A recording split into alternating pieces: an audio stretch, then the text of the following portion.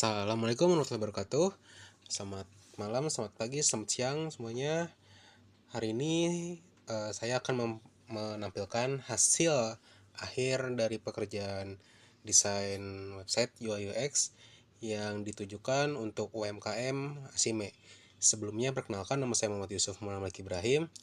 Tujuan diadakannya tugas ini adalah untuk menunjang salah satu poin dari praktik akhir saya di jurusan desain komunikasi visual, yakni pengerjaan desain website yang ada di poin UI UX. Nah, jadi di sini saya akan menjelaskan bagaimana timeline dari pengerjaan tugas tersebut.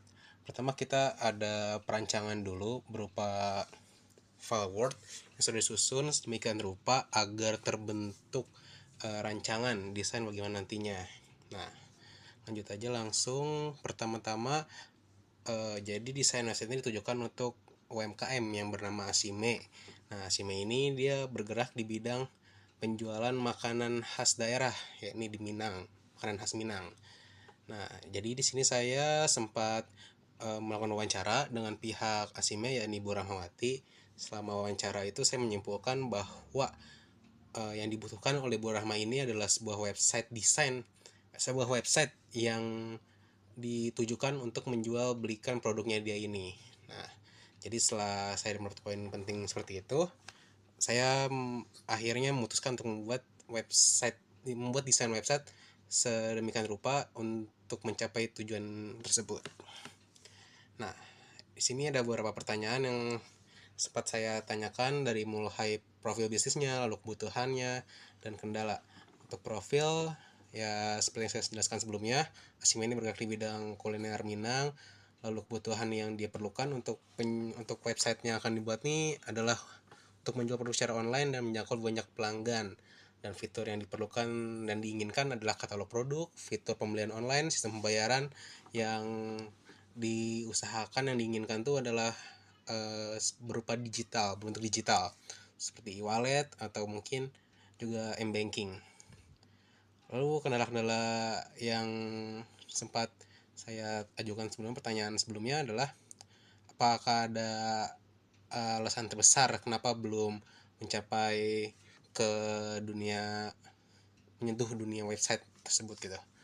Nah, ada juga jawaban dari beliau, yakni persaingan dengan produk jenis pasar online dan belum ada orang yang mengolah stok dan pengiriman dengan efisien. Maka sampai saat ini belum ada websitenya. Lalu juga di sini saya mencari preferensi pengalaman pembayaran dan juga pengiriman kepada para audiens yang mungkin sempat saya tanyakan juga, dan beberapa menjawab hal yang berbeda-beda.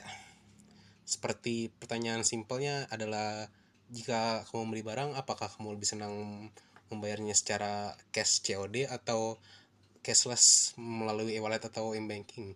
Nah, di sini poinnya ada 50-50 ya teman-teman.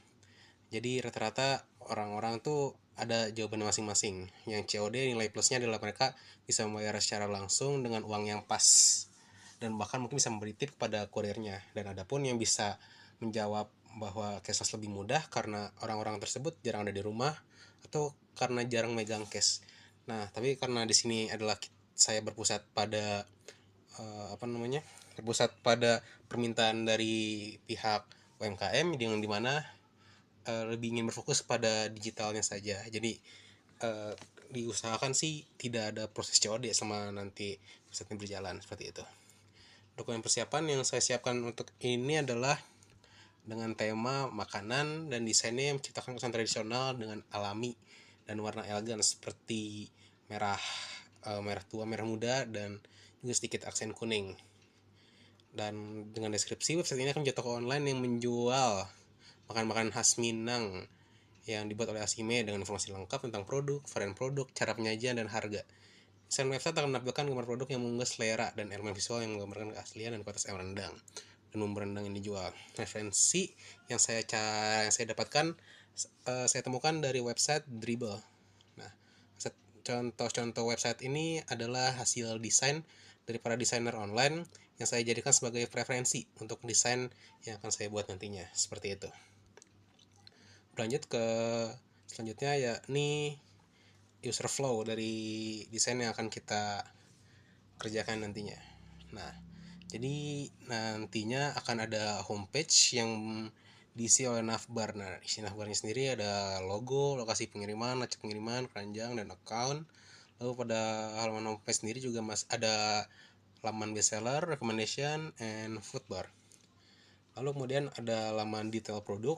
Detail produk ini yang akan nanti menjelaskan bagaimana rincian produknya itu. Lalu ada tambahan notes dan tambahan keranjang. Lalu ada account page untuk memudahkan pelanggan nanti untuk melakukan transaksi secara resmi, secara aman gitu. Jadi menggunakan account page, menambahkan account page untuk login. Lalu ada halaman checkout untuk men-check out produk yang sudah dipilih. Ada informasi pemesanan, informasi pengirimannya bagaimana, ringkasan pemesanannya, lalu catatan kepada pihak penjual, lalu juga pemilihan metode pembayaran, dan akhirnya adalah untuk laman pembayaran. Dan yang terakhir, agar paketnya nanti tersedia secara utuh dan secara aman gitu, dari pihak pelanggannya pun merasa tenang, akan ada fitur lacak pemesanan di mana akan ada timeline secara real time nantinya tuh si pesanan itu sudah ada di mananya begitu.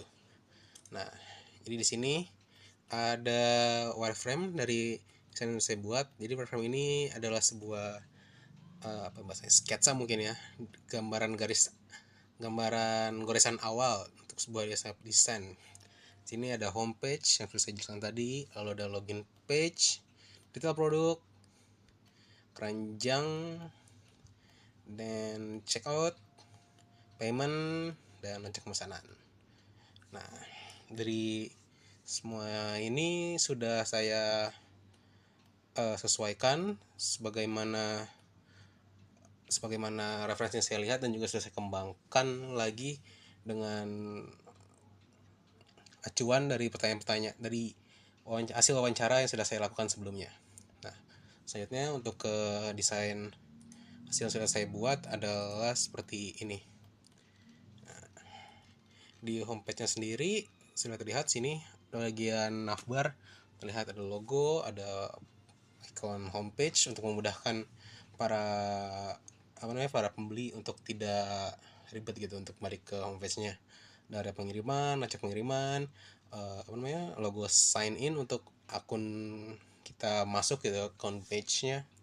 Lalu ada katalog produk dengan detail harganya, detail produknya seperti ukuran atau nama, dan juga di footer ini saya tambahkan sedikit, mungkin akan ada nantinya berupa pertanyaan sering diajukan, FAQ or media sosial yang akan disalurkan di sini. Ada login page, selanjutnya detail produk seperti ini, lalu ini keranjang seperti ini ya teman-teman. Lalu ada halaman checkout, dan yang terakhir adalah laman pembayaran, payment, dan juga laman lacak pesanan. Nah, itu dia untuk desain yang sudah saya buat. Selanjutnya, berikutnya dari sini kita lanjut ke prototype teman-teman. Prototype ini adalah timeline-nya nanti bagaimana kita ketika sebagai user akan membeli produk di website Tasima ini. Nah, di sini ada navbar yang sudah terisi dengan seperti logonya, homepage, pengiriman, dan juga untuk account page. Dan di sini ada menu bestsellernya, katalog rekomendasi lainnya, juga ada footer di sini teman-teman. Nah, nanti adalah ketika kita pertama kita akan login dulu ya teman-teman.